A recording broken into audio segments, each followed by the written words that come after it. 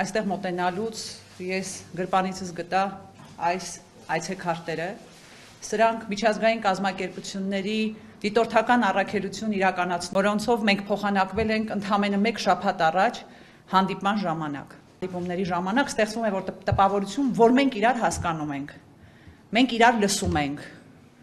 մենք ընդունում ենք դիտողությունները, մենք ընդունում ենք ներկայացված փաստերը։ Ցույց է տալիս, որ երևի թե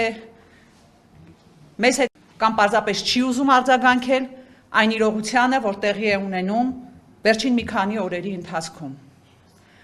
Դիմում եմ միջազգային կառույցների ներկայացուցիչներին։ Դուք տեսնում եք, թե ինչպես է վիրավորանքներ եւ սպառնալիքներ հնչեցնում, առաջատար դուք տեսնում եք, թե ինչպես է իշխող ուժի ղեկավարը քաղաքացու ձեռքից քաշելով պարտադրում նրան, որպեսզի լսի իր վիրավորանքները։ Տեսնում եք, երբ ինքը համաձայն չի լինում քաղաքացու դիտողությունների հետ, հրահասում զոհված զինվորի պապիկին պարզապես հեռացնում են հավաքի վայրից, որովհետև Փաշինյանը չի ուզում լսել սեփական երկրի, սեփական քաղաքացիների ությունը, որը ապրում են այդ մարդիկ հենց իր եւ իր իշխանությամբ հավաքներից հեռացնել բոլոր նրանց, ում հետ նա համաձայն չէ։ Այսինքն նա բաժանում է հասարակությունը մարդկանց, ովքեր յուրայիններ են, եւ մարդկանց հեռացվեն։ Այստեղ իհարկե ես ունեմ առաջարկ ուրախ ավտոբուսները, միտեղ ընտրեք, մասովկայի համար տարեք իրենց կանգնեցրեք եւ իրականացրեք ձեր հիստերիաներն ու քարոզարշավը, եթե մեր հասարակության մեջ կրկին գծեր անցկացնել։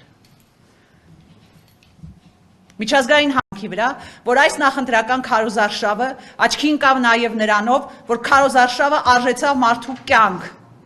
Այս իշխանությունների պատճառով, այս իշխանությունների մեղքով մարդու կյանք արժեցավ այս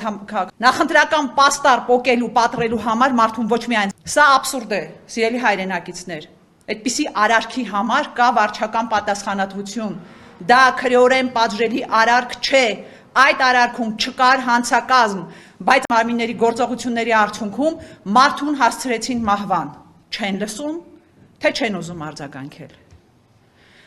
Ուզում եմ իրավապահների ուշադրությունը գրավել հետևյալ հարցին. դուք քրեական օրենսգրքի 329 հոդվածի մասին որևէ բան գիտեք։ Եթե կարդացել եք, ապա շրջվեք նայեք վարչապետի խոսույթը։ Այդ հոդվածով քրեական պատասխանատվության համար հիմք է ստեղծում։ Սիրելի հայրենակիցներ, մեր որդեգրած սկզբունքը եղել է հետևյալը՝ լինել հանդուրժողական քրատության հանդեպ։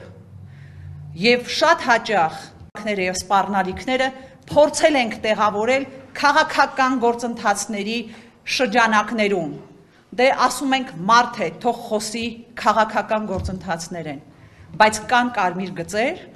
որոնք կարմիր գծերը հատելը ենթադրում են հակազդեցություն եւ եսության կամ օտարերկրյա գործակալ լինելու հետ կապված ստանալու են իրավական պատշաճ հետևանքներ։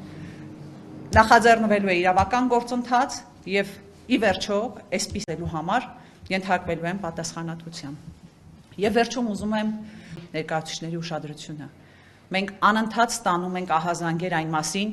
որ տարբեր ոլորտների մասնագետներին, բժիշկներ, ուսուցիչներ, չգիտեմ, մանկապարտեզի աշխատողներ եւ այլն ստիպում են, որպեսզի իրենք իշխող ուժի նախընտրական քարոզարշավին։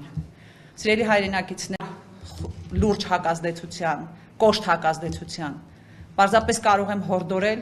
հունիսի 7-ին անպայման գնալ ընտրության եւ կատարել ճիշտ ընտրություն։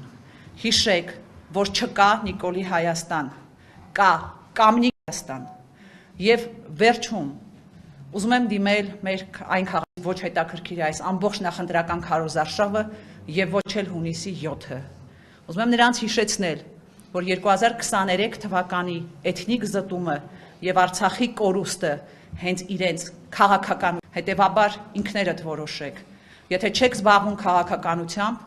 գա եւ բնակվի Ադրբեջանի սպեցնազի ուղեկցությամբ։ Այն որ ասում են գալու են բնակվել, այլ մոլորակում չեն բնակվելու, ձեզ հետ ձեր կողքին են բնակվելու։ Այդ ժամանակ խնդրում եմ չասեք, որ մենք չենք զբաղվում քաղաքականությամբ։